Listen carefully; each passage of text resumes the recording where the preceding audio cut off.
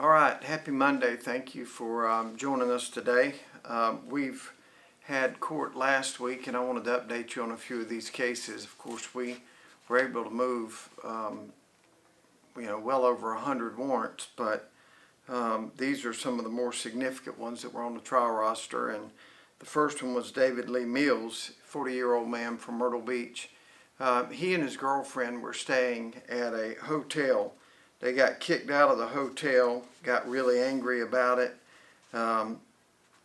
waiting outside the hotel for the people that kicked them out to walk outside. Hotel worker walks outside, and Mills produces a handgun and tries to rob him.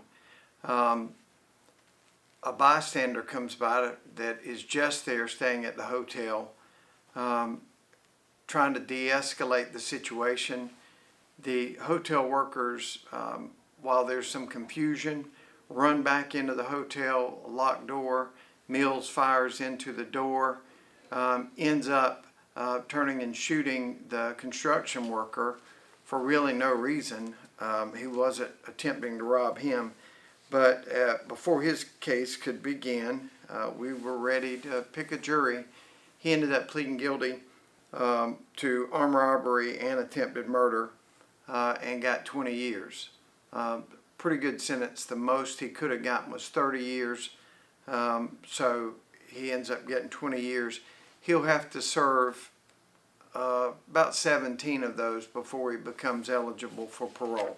That's just, the way the law is.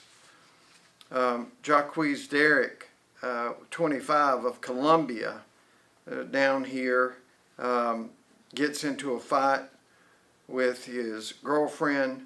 That fight takes place in front of her kids. He is charged with domestic violence in the first degree. The victim decides she doesn't want to prosecute, but by the time she makes that decision, Derrick, 25, has already been arrested. And when he was arrested, they find a good bit of drugs on his person, so they charged him with possession with intent to distribute fentanyl, and they charged him with a firearm. So he ends up pleading before trial to domestic violence, possession with intent to distribute fentanyl, and a firearm, and he got 10 years. So that's another domestic violence case that's been in the news a lot. Legislature is up there trying to work on that. The real problem a lot of these times is the victims in the domestic violence cases will not come forward. And regardless of what the police tell you, if you got to see this as though you were a juror. And if you're a juror and you're sitting there with 11 other people, you're going to want to hear the story of what happened, because everybody's got a right to every defendant has the right to cross-examine or have their people that are testifying against them cross-examined. So not only are you a victim, but you're also a witness. So that's part of it, and you're going to have to, anything that's out of court is known as hearsay. The judge won't let that in.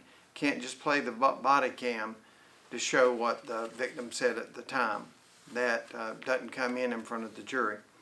Finally, Gerald Steele. Gerald Steele's right at 49 of longs, too old for this.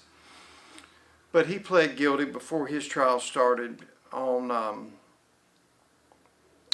trafficking in cocaine and second offense of possession with intent to distribute heroin, and he received a 10-year sentence.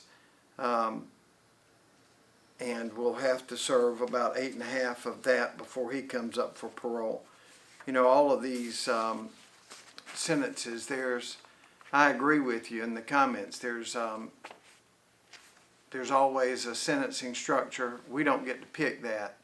We just tell what the sentence is. We don't do a lot of, this is the judge that does these recommendations. And another comment that I'm often getting is, why don't you try all of them? Well, all of these are on the trial roster. All of these are ready to get tried.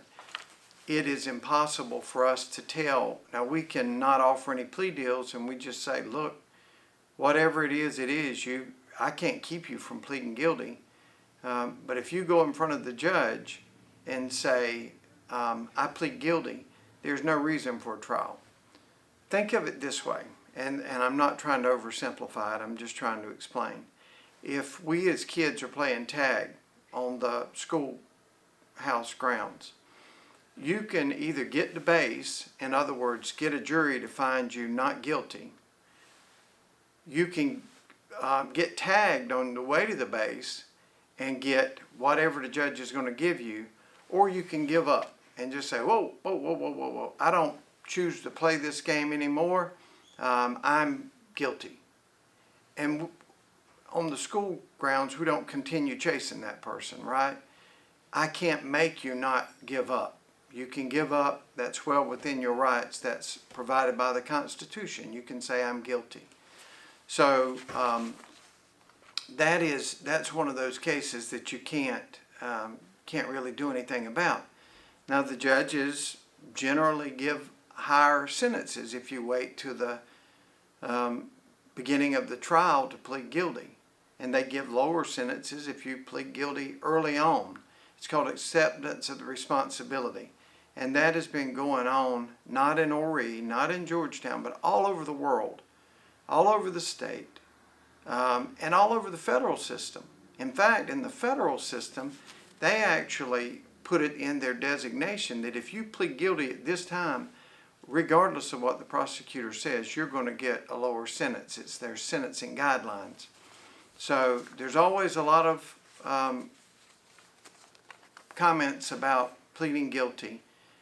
We should be glad that people do, because there's, again, 10,000 warrants coming in Horry County every year. You can't try all of them. And even when we try to try them like this, if a person says, I give up at the middle of it, they get to plead guilty in the middle of the trial if they want to.